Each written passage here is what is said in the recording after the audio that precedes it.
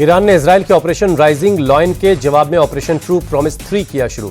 Israel के तेल अवीव और यरूशलेम पर देर रात 150 से 200 मिसाइलें दागी गईं। तेल अवीव के आसमान में देर रात दिखी ईरान की तरफ से दागी गई मिसाइल।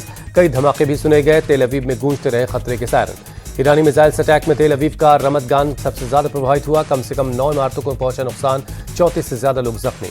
रमदगान की एक कमर्शियल बिल्डिंग से टकराई ईरानी मिसाइल। इमरजेंसी सर्विस की टीम और एम्बुलेंस मौके पर राहत और बचाव का काम जारी है। रमदगान में कमर्शियल इमारत पूरी तरह तबाह। इमारत के मलबे में कम से कम 15 लोगों के फंसे होने की आशंका। रेस्क्यू का काम जारी। इजराइल ने एक्टिव किया आयरन डोम। ईरान के कई मिसाइल्स को हवा में मार गिराने का दावा। नागरिकों को बम शेल्टर में जाने के लिए कहा। ईरान ने यरूशलेम को भी टारगेट करते हुए मिसाइल्स दागी। यरूशलेम के आसमान में रात भर दिखती रही मिसाइल की रोशनी।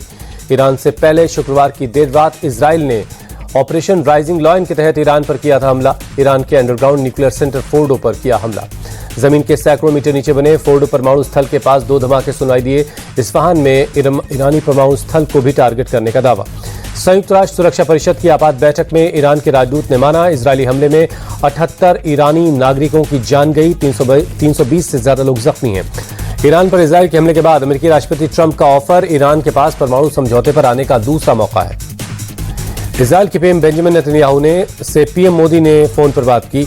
नेतन्याहू ने पीएम मोदी को हालात की जानकारी दी। रूस ने ईरान पर इजराइल के हमले की निंदा की।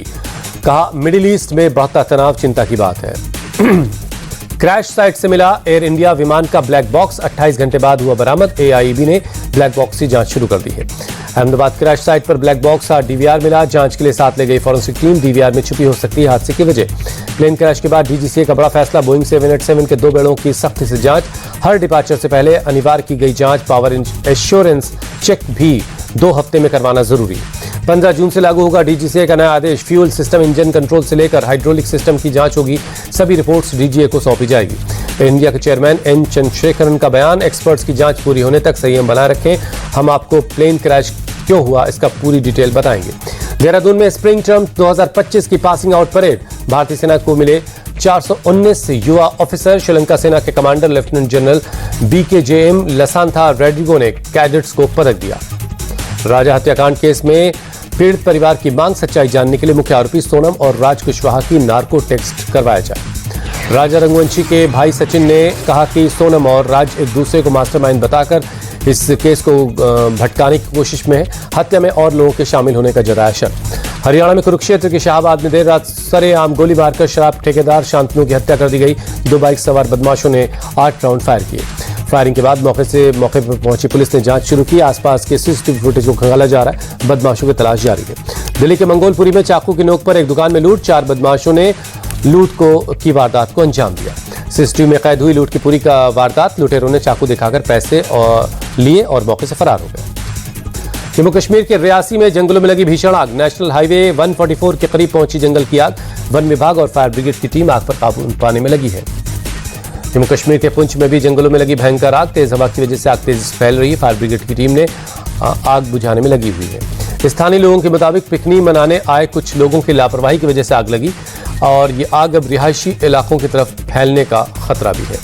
महाराष्ट्र के पुणे में शुक्रवार की सुबह से हो रही बारिश बनी लोगों के लिए मुसीबत। नदी और नाले उफान पर है। रिहायशी इलाकों में भर गया पानी। महाराष्ट्र के पिंपरी चिंचवाड़ में भारी बारिश का कहर। कई फीट पानी भरने से शहर की सड़कें दरिया में तब्दील हो गई। राजस्थान के जैसलमेर में मौसम ने ली करवट। शहर के कई इलाकों में बारिश। लोगों को भीषण गर्मी से राहत मिली।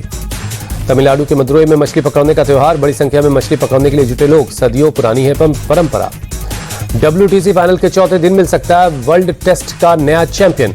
साउथ अफ्रीका पहली बार बन सकता है वर्ल्ड टेस्ट चैंपियन। जीत से मात्र 69 रनों की दूरी। साउथ अफ्रीका ने तीसरे दिन स्टंप्स तक 2 विकेट खोकर 213 रन बनाए। एडम मार्क्रम 102 और कप्तान टेम्बा बावुमा 65 रन बनाकर क्रीज पर मौजूद हैं। WTC फाइनल के तीसरे दिन ऑस्ट्रेलिया ने साउथ अफ्रीका को 282 रनों का लक्ष्य दिया। ऑस्ट्रेलिया की पारी 207 रन पर सिमटी। ऑस्ट्रेलिया को पहली पारी में मिली थी 74 रनों की लीड।